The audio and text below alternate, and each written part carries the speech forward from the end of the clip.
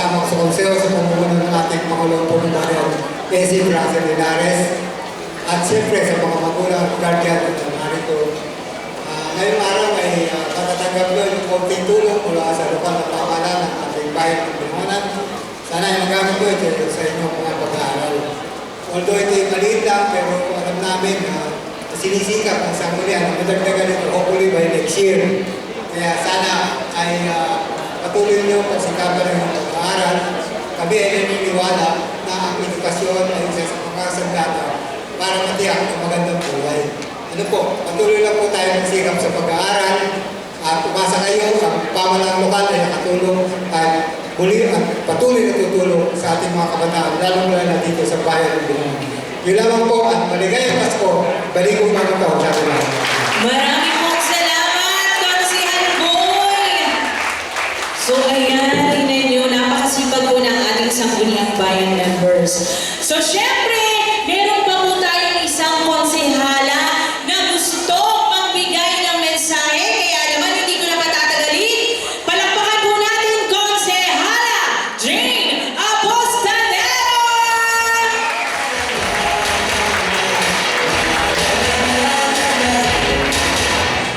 Hi! Hello! Yan, kailangan energetic tayo lahat para yung biyaya ni Lord ay siksik-liklik na umaapaw. Palakpakan muna natin ang ating Panginoon, malakas dahil sa kanyang ating biyaya na bibigay sa inyo. Yan ay papuri at pasasalamat natin sa ating Panginoon. Dahil ginagamit lang po kami kasangkapan para po i-deliver sa inyo yung biyayang galing sa Kanya. Di po ba? Kaya laging aalalahanin nyo kung kayo nalulungkot, kung may problema man, doon lang po tayo hihingi ng tulong. Laging iisipin natin, kaya ko. Kaya nila, kaya ko. Lagi po yun ang ating itatatak sa ating isipan. At laging laban lang sa buhay. Kung ano man ang dumating sa buhay natin, dadaan lang yan. Sasabihin nyo lang kay Lord, pwede pong tumaan, huwag lang titigil. At patuloy po tayo sa ating pamilya, kung may problema tayo, sabihin natin, at talagang at sa ating mga pangalawang magulang, yung mga guru natin dyan, kung may problema, ay ating sabihin. Diba? Huwag na isarilinin. At alam nyo, may plano lagi sa atin si Lord na maganda. Ito naman po tayo, at sa mga susunod na taon, sana po ay mas marami pang mga scholar na estudyante ang matutulungan ng pamahalang bayan ng Binangonan. Dahil andito ang masisipag na nanunungkulan ang ating bayan, Mayora Rhea Linares. Palakpakan po natin! Ganun din ang ating masipag na Vice Mayor na ang laging sinasabi sa amin, ang una po natin tutulungan ng 101% ay ang mga pag-aaral. Kaya palakpakan po natin si Vice Mayor Nasa Linares. At ganun din po yung ating mga Sangguniang Bayan members na nandito po ngayon. Tatandaan yung mga mukha niyan dahil sila po ang magpapasa ng mga ordinansa at resolusyon na makakatulong sa pag-aaral po ninyo at sa mga darating na panahon. Dahil po kayo ang pag-asa ng ating bayan, ang kabataan. At kailangan, kung sinabi kanina sa kanta ng Mahal Kong Bayan ng Binangonan, ibalik natin ang pagtulong at pag-unlad ng ating bayan. Dahil kasi kayo yung susunod na henerasyon na magiging katulad namin, di ba? Ang lagi nyo lang iisipin kung ano po ba yung i-focus nyo na, ano ba yung ambisyon nyo. At yan po ay mararating po natin. Yung failure, palampasin nyo lang yan. Lahat naman po tayo dumadaan sa failure, pero sipag, tiyaga, at pagmamahal po, laging iisipin nyo, may pag-asa. Akong mararating at meron akong makakamtan sa darating na panahon na ito'y ikararangal ng aking pamilya at ang bayan ng Binangonan. Kaya kayo yung scholar ng bayan at bayani ng ating bayan sa mga darating panahon. Muli, pasalamatan natin ang konting tulong na biyayang dumating sa atin at sa mga darating, sabi nga ni Consiel Boy, sa isang taon, sabi ni Vice Mayor at saka ni Mayora, sa isang taon po, alam ko, madadagdagan yung inyong matatanggap. Okay ba yun? O malakas sa palakpak para po sa atin. Para marinig po yan. Kaya muli, pagbati at pasasalamat and congratulations sa inyong lahat. Maraming salamat. Merry Christmas and a Happy New Year. And God bless us all. Thank you. Thank you po, Konsehal Jane. So siguro naman ay tumanim sa isip nyo ang sinabi ng ating konsehala. So syempre mapalad tayong lahat na nandirito dahil kasama natin ang ating Municipal Vice Mayor. So hindi ko na patatagalin. Palakpakan po natin ang ating Vice Mayor, Essie Russell Guillier Inares!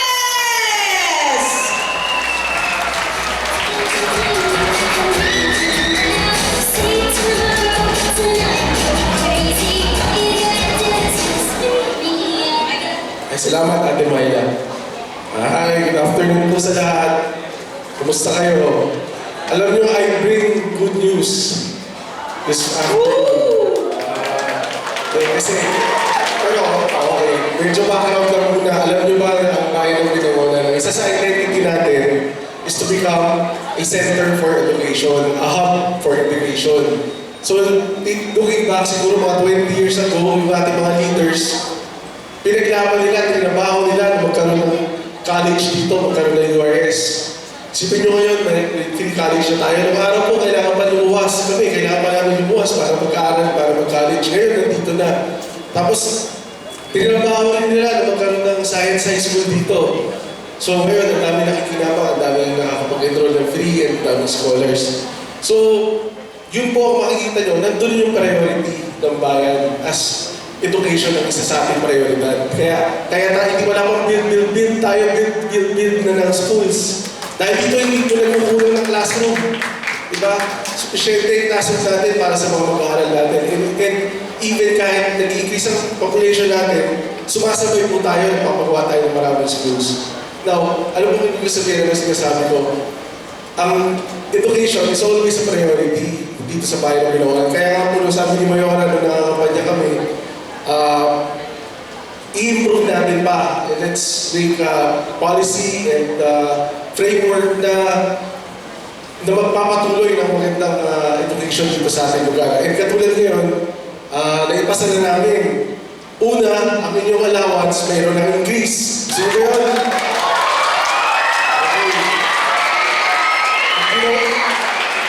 okay. Tapos, bukod doon, ginawa na rin namin policy, isang ordinansa na pag taga-Binangonan ka at nag-aaral ka sa Rizal Science, automatic scholar ka na. So, okay ba yun? So, yun lang. Dahil kasama ko silang lahat, napakasisipag natin mga konsehalan, si Mayora, tulong-tulong po kami para madala yung public service para sa inyo. Ayun lang po, Merry Christmas in advance and Happy New Year to everyone. Thank you. Salamat po, Vice Mayor Essie Russell. So napakaganda ng binalita sa atin ng ating Vice Mayor. So maraming salamat po sa ating Mayora, Ria Inares, sa ating pong Vice Mayor Essie Russell Guillier Inares, at syempre po sa bumubuo ng Sangguniang Bayan members dahil kung hindi po dahil sa kanila, hindi po magiging posible ang pagtaas ng inyong allowance. So, palakpakan po natin sila! Ayan. So, ay, tuwa-tuwa yan. So, paano po ba maging scholar ng bayan? Siyempre, kailangan may mga requirements kayo na dapat i-meet.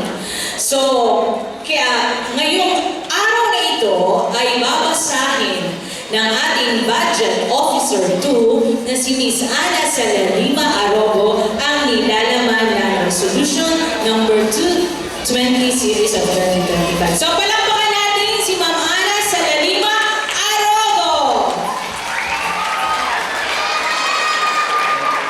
Let me read the citation of the Resolution number 220 Series of 2025.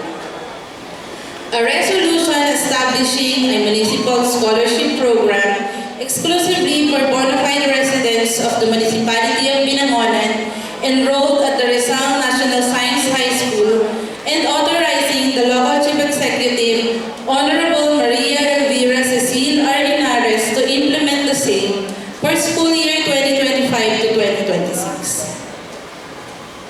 Whereas Article 14, Section of 1 of 1987 Philippine Constitution declares that the state shall protect and promote the right of all citizens to quality education at all levels and shall take appropriate steps to make such education accessible to all. Whereas Section 16 of Republic Act Number 7160, otherwise known as the Local Government Code of 1991, authorizes local government units to establish and implement programs that promote the general welfare of their constituents, including initiatives that provide students and promote educational advancement. Whereas the Municipality of Binangonan has long recognized education as a key factor in human resource development and continues to pursue programs and projects that alleviate the financial burden on students and families through the Municipal Scholarship Program and various educational assistance programs. Whereas the Rizal National Science High School, located within the Municipality of Binangonan, is a premier secondary institution that caters to academically gifted students, particularly in the fields of science, technology, engineering, and mathematics. Whereas the municipality acknowledges the remarkable achievements and potential of Binangonan residents studying at the Rizal National Science High School, whose academic excellence brings pride and honor to the community. Whereas it is deemed appropriate and timely to establish a municipal scholarship program exclusively dedicated to bona fide Binangonan residents enrolled at the Rizal National Science High School to further support their academic growth and ensure continued access to quality education. Whereas the inclusion of disqualified students shall further strengthen the municipality's investment in youth development and education consistent with its continuing commitment to the welfare of its constituents. Whereas the grant of this scholarship shall be governed by the following terms and conditions. The scholar must be a bona fide resident of Binangonan. The scholar must be officially enrolled at the Rizal National Science High School, must maintain a grade of not lower than 85% in all subjects. The scholar must not be involved in any act related to drugs, insurgency, or any misdemeanor against its school or community. Failure to maintain the above conditions shall automatically result in disqualification or forfeiture of the scholarship grant for the current school year. Whereas the municipality shall allocate funds from the general fund to cover the required financial assistance for the said scholars, subject to the usual budgeting, accounting, and auditing rules and regulations. Now, therefore, on motion of Honorable Maria Cristina E. Sarda, duly seconded by Honorable James A. Apostadero, be it resolved, and it is hereby resolved, to authorize the local chief executive, Honorable Maria Elvira Cecile R. Linares, to establish and implement the municipal scholarship program exclusively for bona fide residents of Binangonan enrolled at the Rizal National Science High School for school year 2025 to 2026. Resolve further that copies of this resolution be furnished to the Office of the Municipal Mayor, the Municipal Social Welfare and Development Office, and the Rizal National Science High School for their information and appropriate action. Approved this 22nd day of September 2025 at the Sangguniang Bayan Session Hall, Binangonan, Rizal. Certified true and correct, Mr. Ian P. Serbo, Secretary of the Sangguniang Bayan, attested by the Honorable Russell Villar C. Linares, Vice Mayor and the Presiding Officer, and approved by Honorable Maria Elvira Cecile R. Linares, Municipal Mayor. Maraming salamat, Ma'am Ana Salalima Arogo. So may napansin ba kayong pagkakaiba Para hindi nakinig. Di ba? Ang sabi ni Ma'am Ana ay must maintain not lower than 85 in all subjects. So, ibig sabihin, kung ang PE nyo ay 84, ligwak na kayo. So, hindi na kayo kasama sa scholar. So, ganon. Hindi, unlike before na kailangan nyo lang i-maintain ang MES, Mathematics, English, Science, dapat hindi siya bababa na 85. Ngayon, kapag bumaba na kayo sa lahat ng subject nyo, tanggal na kayo bilang scholar. So, may papayo natin, magsunog ng kilay para lahat ng subjects ay hindi bababa ang grade sa 85. Sino may grade ng 99 dito? 99? Uy, ang tataas, ang tatalino na naman. 98! Ay, may kapunti. 100! Oy, mas matalino kayo sa teacher, ganon? Oy! Siyempre, pag ganitong mga panahon ay medyo kailangan natin munang pampasiglang bilang or ang gusto nyo ay games? Games!